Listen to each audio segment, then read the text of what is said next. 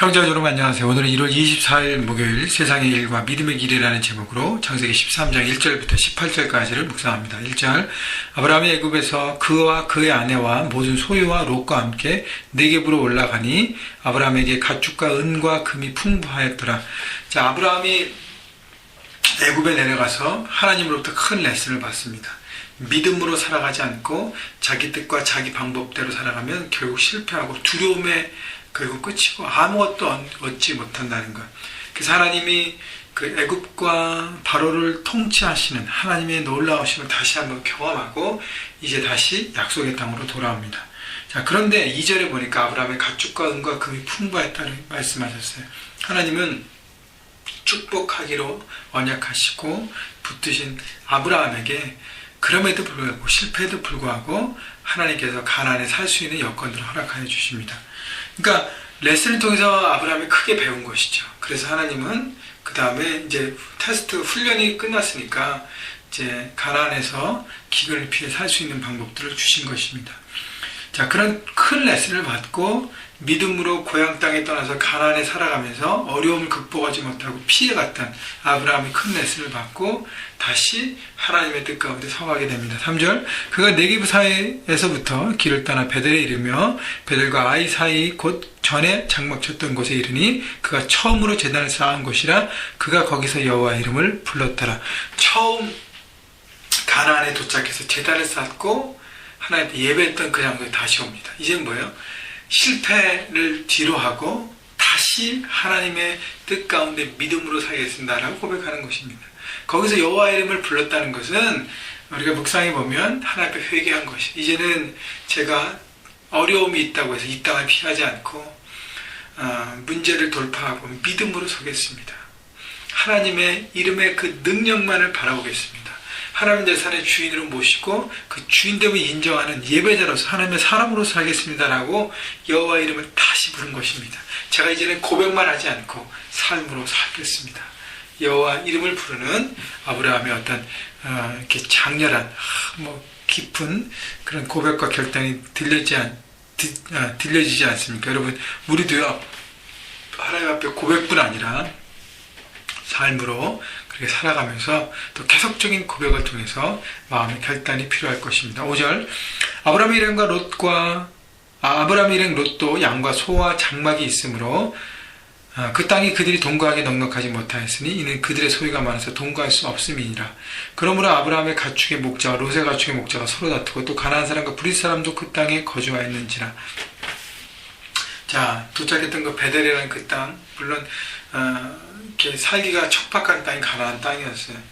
그렇지만 하나님께서 많은 것을 주셔서 아브라함도 또 풍성함을 누렸는데 함께하기엔 좁은 땅에서 그래서 다툼이 일어났습니다. 여러분 행복한 고민이죠.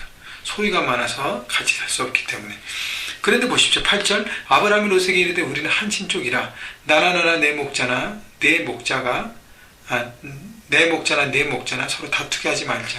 여러분 아브라함이 리더십을 발휘하잖아요. 문제가 됐을 때 그냥 놔두고 어떻게 되겠지 하는 것은 리더가 아닙니다.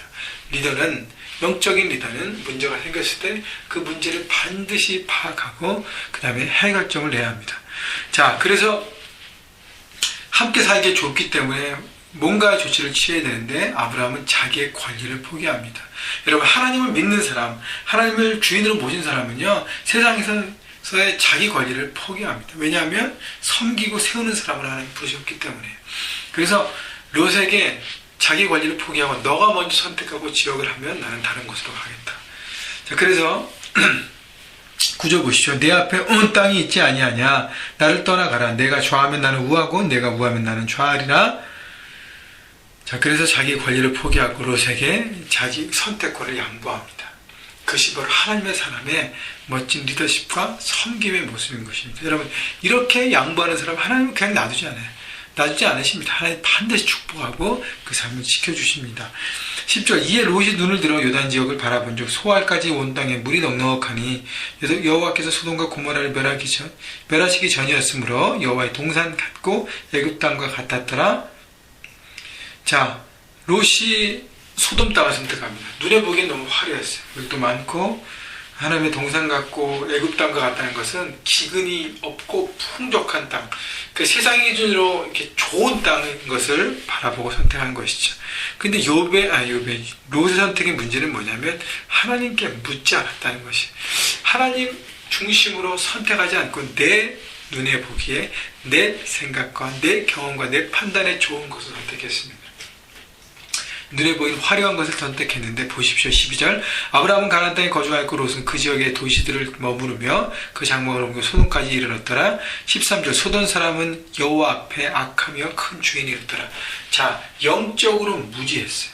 하나님께 묻고 나가면 영적으로 깨어 있어서 그 모든 것을 판단하는데 자기 눈에 보이기 좋은 것만 선택했기 때문에, 하나님 없이 선택했기 때문에 그 속에 있는 죄악과 어두움들을 바라보지 못한 것입니다. 결국 그것 때문에 롯의 삶은 실패로 끝난 것입니다. 14절, 롯이 아브라함을 떠난 후에 여호와께서 아브라함에게 이르시되 너는 눈을 들어 너 있는 곳에서 북쪽과 남쪽과 그리고 동쪽과 서쪽을 바라보라. 보이는 땅은 내가 너와 내 자손에게 주리니 영원히 이르리라. 내가 내 자손이 땅의 티끌과 같게 하리니 사람이 땅의 티끌을 능히 셀 수 있을진데 내 자손도 세리라. 너는 일어나 그 땅을 종과 횡으로 두루 다녀보라. 내가 그것을 내게 주리라. 하나님은 자신의 권리를 조카에게 포기하고 자기가 어른이고 리더임을 불구하고 섬기는 리더십을 선택하고 포기했던 아브라함의 삶을 축복하십니다. 그래서 창세기 12장의 언약의 축복을 다시 한번 주시면서 이번엔 땅의 축복을 다시 한번 말씀하시고, 그리고 자손의 축복, 큰 민족에 대한 것도 다시 말씀하십니다. 여러분, 약속은 보증수표 같은 거예요.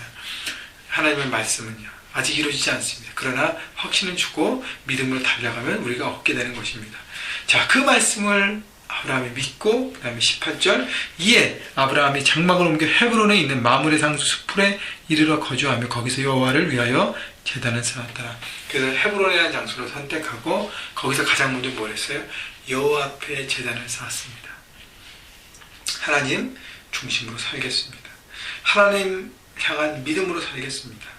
하나님 향한 예배자로 살겠습니다. 그래서 세상의 방식이 아니라 하나님의 방식, 믿음의 방식으로 살겠습니다 라고 자기의 삶을 결론 내리고 그렇게 살기 시작한 것입니다. 여러분, 눈에 보이게 화려한 것 좋긴 좋아요. 그러나 그 뒤에 있는 어두움과 악한 영의 괴력과 그 음모에 대해서 여러분 파악할 때까지는 선택하면 안 됩니다. 눈에 보고 화려한 것은 문제가 있을 수 있습니다. 그렇기 때문에 그렇다고 항상 초라하고 지지부진한 이런 걸 선택하라는 게 아니라 하나님 앞에 묻고 선택하라는 것이죠. 하나님 중심으로 선택하라는 것이죠. 그것이 바로 믿음의 길을 가는 하나님의 사람의 몫인 것입니다. 여러분, 오늘 삶 현장에서 하나님을 선택하고 눈에 보이기엔 별로 아닐 수 있지만 세상의 기준에는 별로 흠모할 것이 없을지라도 선택했을 때 그것이 바로 하나님의 뜻과 길이 있으면 그 안에 믿음으로 걸어가며 확인하고 오늘도 달려가셔서 삶 현장에서 하나님 나라를 이루어가시는 여러분 모두가 되시기를 주님의 이름으로 축원합니다. 비가 오고 춥습니다. 여러분 건강도 조심하시고 건강함으로 늘 하나님 앞에 기도하고 바라보고 건강한 하루를 살아가시길 다시 한번 축복합니다.